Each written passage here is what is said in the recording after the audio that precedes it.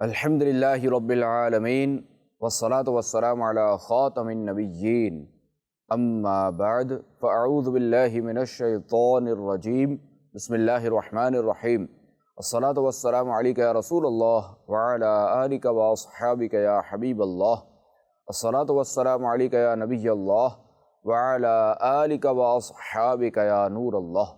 اللہ کریم کے آخری نبی صلی اللہ علیہ وآلہ وسلم کا فرمان عالی شان ہے، جو لوگ کسی ایسی مجلس میں بیٹھتے ہیں جس میں نہ تو وہ اللہ کریم کا ذکر کرتے ہیں اور نہ ہی اپنے نبی علیہ السلام پر درود پاک پڑھتے ہیں، تو قیامت کے دن وہ مجلس ان کے لیے باعث حسرت ہوگی۔ اللہ پاک چاہے تو انہیں عذاب دے اور چاہے تو بخش دے۔ صلو علی الحبیب صلی اللہ علی محمد صلی اللہ علیہ وآلہ وسلم۔ مدنی چینل کے ناظرین، سلسلہ فضائل و برکات میں خوش آمدید۔ آج کے ہمارے اس سلسلے کا موضوع ہے خوف خدا کے فضائل و برکات، انشاءاللہ الکریم، جس میں ہم خوف خدا کے فضائل و برکات، خوف خدا کیسے حاصل کیا جائے اور اسلاف کے خوف خدا کے حوالے سے سنیں گے۔ الحمدللہ الکریم، ہم مسلمان ہیں اور ہمارا عقیدہ ہے کہ ہمیں ایک دن اس دنیا سے جانا ہے اور آخرت میں اپنے اعمال کا اور روز قیامت اپنے اعمال کا حساب دینا ہے۔ جس کے اعمال اچھے ہوئے تو اللہ کریم کی رحمت سے وہ داخل جنت ہوگا، اور جس کے اعمال گناہوں سے بھرے ہوئے اس کا ٹھکانہ جہنم ہوگا۔ لہٰذا ہمیں چاہیے کہ آخرت کو بہتر بنانے کے لیے زیادہ سے زیادہ نیک اعمال کریں اور گناہوں سے بچیں۔ اب سوال یہ پیدا ہوتا ہے کہ ہم کس طرح گناہوں سے بچ سکتے ہیں اور کس طرح اپنی زندگی نیک اعمال کرتے ہوئے گزار سکتے ہیں۔ تو اس کے لیے ضروری ہے کہ ہم اپنے اندر خوف خدا پیدا کریں، کیونکہ جب تک انسان کے اندر خوف خدا نہیں ہوگا اس کا گناہوں سے بچنا بے حد مشکل ہے۔ اللہ کریم نے قرآن پاک میں کئی مقامات پر ہمیں اپنا خوف اپنانے یعنی خوف خدا اپنانے کی ترغیب دلائی ہے۔ چنانچہ ارشاد فرماتا ہے وَلَقَدْ وَصَّيْنَا الَّذِينَ أُوتُوا الْكِتَابَ مِن قَبْلِكُمْ وَإِيَّاكُمْ أَنِ اتَّقُوا اللَّهَ، اور بے شک ہم نے ان لوگوں کو جنہیں تم سے پہلے کتاب دی گئی اور تمہیں بھی تاکید فرما دی ہے کہ اللہ سے ڈرتے رہو۔ ایک اور مقام پر اللہ تبارک و تعالی ارشاد فرماتا ہے فَلَا تَخْشَوْهُمْ وَاخْشَوْنِ، تو ان سے نہ ڈرو اور مجھ سے ڈرو۔ اسی طرح احادیث مبارکہ میں بھی اللہ کریم کے آخری نبی صلی اللہ تعالی علیہ وآلہ وسلم نے خوف خدا اپنانے کی ترغیب دی ہے۔ چنانچہ خاتم النبیین صلی اللہ علیہ وآلہ وسلم نے ارشاد فرمایا اگر تم مجھ سے ملنا چاہتے ہو تو میرے بعد خوف زیادہ رکھنا۔ ایک بار خاتم النبیین صلی اللہ علیہ وآلہ وسلم نے ارشاد فرمایا حکمت کی اصل اللہ کریم کا خوف ہے۔ مدنی چینل کے ناظرین، قرآن پاک اور احادیث کریمہ کے ساتھ ساتھ صحابہ کرام علیہم الرضوان اور بزرگان دین رحمہم اللہ المبین کے اقوال بھی خوف خدا کے حصول کے حوالے سے نصیحتیں موجود ہیں۔ حضرت انس رضی اللہ تعالی عنہ نے اپنے بیٹے کو فرمایا اے میرے بیٹے، تم سفلہ بننے سے بچنا۔ اس نے عرض کی سفلہ کون ہے؟ فرمایا وہ جو اللہ تبارک و تعالی سے نہیں ڈرتا۔ حضرت عبداللہ بن مسعود رضی اللہ تعالی عنہ کا وقت وفات قریب آیا تو کسی نے عرض کی مجھے کچھ وصیت ارشاد فرمائیں۔ ارشاد فرمایا میں تمہیں اللہ پاک سے ڈرنے، اپنے گھر کو لازم پکڑنے، اپنی زبان کی حفاظت کرنے اور اپنی خطاؤں پر رونے کی وصیت کرتا ہوں۔ مدنی چینل کے ناظرین، یاد رہے کہ خوف خدا کے 3 درجات ہیں۔ چنانچہ امام غزالی رحمۃ اللہ تعالی علیہ کی تحقیق کی روشنی میں خوف خدا کے درجات ہم سنتے ہیں۔ پہلا درجہ ضعیف یعنی کمزور، یہ وہ خوف ہے جو انسان کو کسی نیکی کے اپنانے اور گناہ کو چھوڑنے پر آمادہ کرنے کی قوت نہ رکھتا ہو۔ مثلا جہنم کی سزاؤں کے حالات سن کر محض جھرجھری لے کر رہ جانا اور پھر سے غفلت و معصیت میں پڑ جانا۔ دوسرا معتدل یعنی متوسط، درمیانہ، یہ وہ خوف ہے جو انسان کو کسی نیکی کے اپنانے اور گناہ کو چھوڑنے پر آمادہ کرنے کی قوت رکھتا ہے۔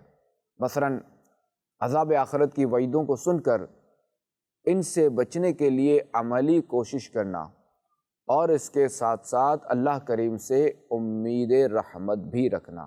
تیسرا قوی یعنی مضبوط، یہ وہ خوف ہے جو انسان کو نا امیدی، بے ہوشی اور بیماری وغیرہ میں مبتلا کر دے۔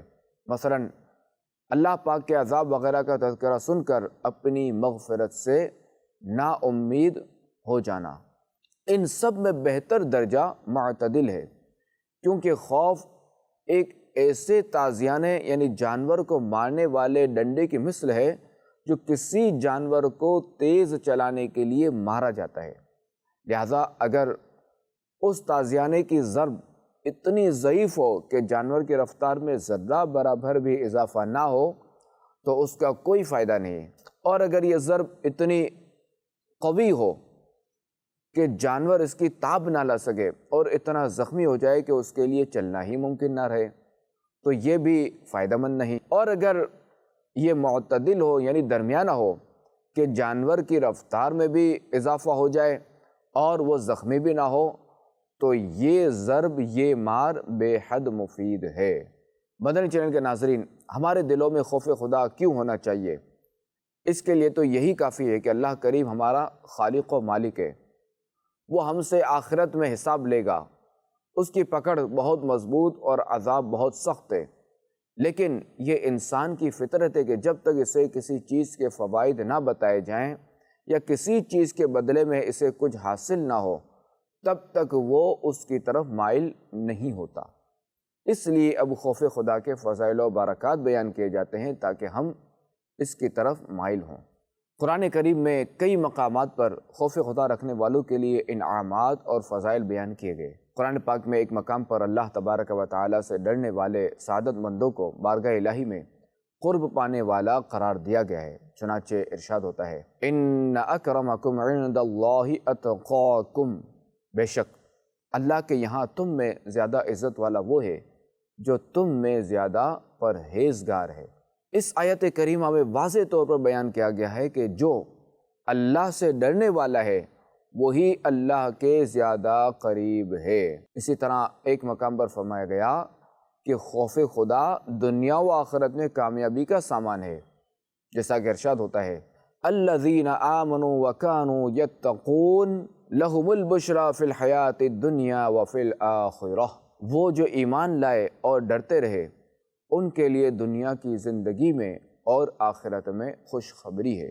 تو معلوم ہوا کہ جو لوگ اللہ پاک سے ڈرتے ہیں اور نیک اعمال کرتے ہیں وہی لوگ دنیا میں بھی اور آخرت میں بھی کامیاب ہوں گے۔ انہی لوگوں کے لیے دنیا و آخرت میں خوشخبری ہے۔ سورہ رحمان میں خوف خدا رکھنے والوں کو 2 جنتوں کی بشارت سنائی گئی ہے۔ چنانچہ اللہ کریم کا فرمان ہے، وَلِمَنْ خَافَ مَقَامَ رَبِّهِ جَنَّتَانِ، اور جو اپنے رب کے حضور کھڑے ہونے سے ڈرے اس کے لیے 2 جنتیں ہیں۔ آئیے ایک حکایت سنتے ہیں۔ مسلمانوں کے دوسرے خلیفہ فاروق اعظم رضی اللہ تعالیٰ عنہ کے زمانے مبارکہ میں ایک نوجوان بہت متقی و پرہیزگار اور عبادت گزار تھا، یہاں تک کہ فاروق اعظم رضی اللہ تعالیٰ عنہ بھی اس کی عبادت پر تعجب کیا کرتے تھے۔ وہ نوجوان نماز عشاء کے بعد اپنے بوڑھے باپ کی خدمت کرنے کے لیے جایا کرتا تھا۔ راستے میں ایک خوبرو عورت اسے اپنی طرف بلاتی، لیکن یہ نوجوان اس پر توجہ کیے بغیر گزر جاتا تھا۔ آخر کار ایک دن اس نوجوان پر شیطان نے غلبہ حاصل کر لیا اور یہ اس عورت کی دعوت پر برائی کے ارادے سے اس کی جانب بڑھا، لیکن جب دروازے پر پہنچا تو اسے قرآن پاک کی یہ آیت کریمہ یاد آ گئی، ان الذین اتقوا اذا مسهم طائف من الشیطان تذکروا فاذا هم مبصرون، بے شک وہ جو ڈر والے ہیں جب انہیں کسی شیطانی خیال کی ٹھیس لگتی ہے ہوشیار ہو جاتے ہیں، اسی وقت ان کی آنکھیں کھل جاتی ہیں۔ یہ آیت کریمہ یاد آتے ہی اس کے دل پر اللہ کریم کے خوف کا اس قدر غلبہ ہوا کہ بے ہوش ہو کر زمین پر گر گیا۔ عورت گھبرا کر اندر چلی گئی۔ جب نوجوان بہت دیر تک گھر نہ پہنچا تو بوڑھا باپ تلاش کرتا ہوا وہاں آ پہنچا اور لوگوں کی مدد سے اٹھوا کر گھر لے آیا۔ ہوش آنے پر باپ نے معاملہ دریافت کیا، معاملہ پوچھا تو اس نوجوان نے پورا واقعہ بیان کر دیا، لیکن اس آیت کریمہ کا ذکر کیا تو ایک مرتبہ پھر اللہ کریم کا شدید خوف غالب ہوا اور اس نے ایک زوردار چیخ ماری اور اس کے ساتھ ہی اس کا دم نکل گیا۔ راتوں رات ہی اس کے غسل و کفن و دفن کا انتظام کر دیا گیا۔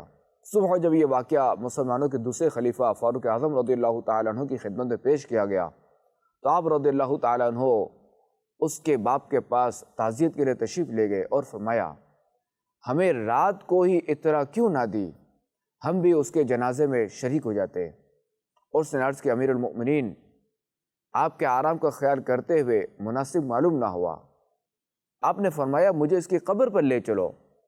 وہاں پہنچ کر آپ نے یہ آیت مبارکہ پڑھی وَلِمَنْ خَافَ مَقَامَ رَبِّهِ جَنَّتَانِ، اور جو اپنے رب کے حضور کھڑے ہونے سے ڈرے اس کے لیے 2 جنتیں ہیں۔ تو قبر میں سے اس نوجوان نے بلند آواز سے پکار کر کہا یا امیر المؤمنین، بے شک میرے رب نے مجھے 2 جنتیں عطا فرمائی ہیں۔ مدنی چینل کے ناظرین، جس طرح قرآن پاک میں خوف خدا کی اہمیت اور فضیلت کو بیان کیا گیا ہے، اسی طرح اللہ کریم کے آخری نبی صلی اللہ علیہ وآلہ وسلم نے اپنی مبارک زبان سے خوف خدا کی اہمیت اور فضیلت بیان فرمائی ہے۔ حضرت ابو ہریرہ رضی اللہ تعالیٰ عنہ سے روایت ہے کہ خاتم النبیین صلی اللہ علیہ وآلہ وسلم نے ارشاد فرمایا اللہ کریم فرماتا ہے مجھے اپنی عزت و جلال کی قسم میں اپنے بندے پر 2 خوف جمع نہیں کروں گا اور نہ اس کے لیے 2 امن جمع کروں گا۔ اگر وہ دنیا میں مجھ سے بے خوف رہے تو میں قیامت کے دن اسے خوف میں مبتلا کروں گا، اور اگر وہ دنیا میں مجھ سے ڈرتا رہے تو میں بروز قیامت اسے امن میں رکھوں گا۔